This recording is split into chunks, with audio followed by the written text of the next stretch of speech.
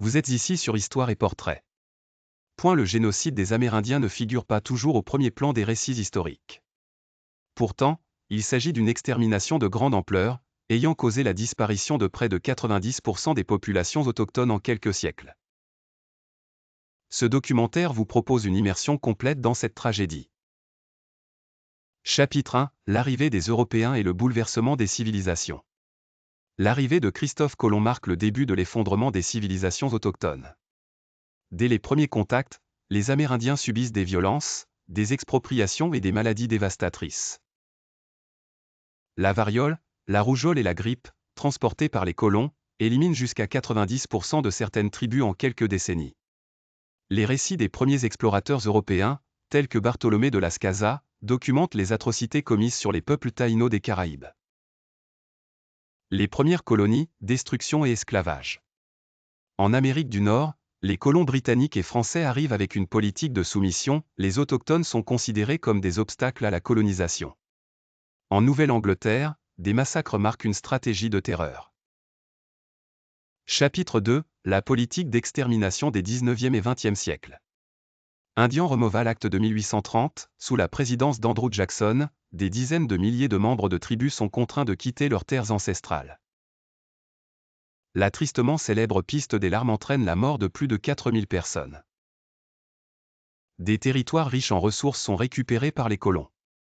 Massacres organisés, la conquête de l'Ouest s'accompagne d'une violence systématique contre les populations autochtones.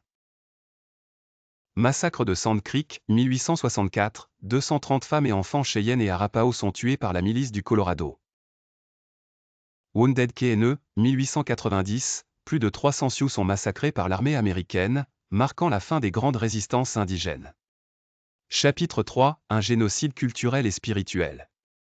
Les Amérindiens sont forcés d'abandonner leur langue, leurs pratiques religieuses et leur mode de vie. Les rituels sacrés, tels que la danse des esprits, sont interdits par le gouvernement fédéral. Dès la fin du XIXe siècle, des milliers d'enfants amérindiens sont arrachés à leurs familles et placés dans des pensionnats.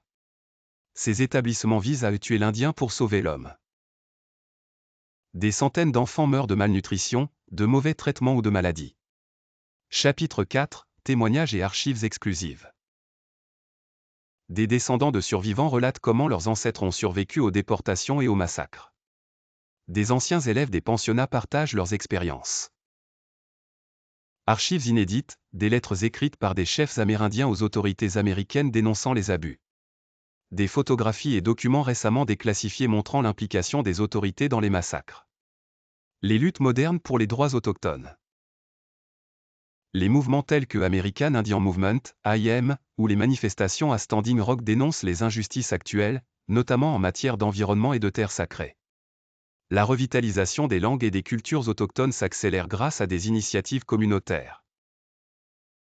Les réparations tardives, plusieurs gouvernements locaux ont reconnu leurs responsabilités dans ces atrocités. Des programmes de restitution des terres aux tribus ont été mis en place, bien que de manière limitée. Conclusion : une mémoire à préserver.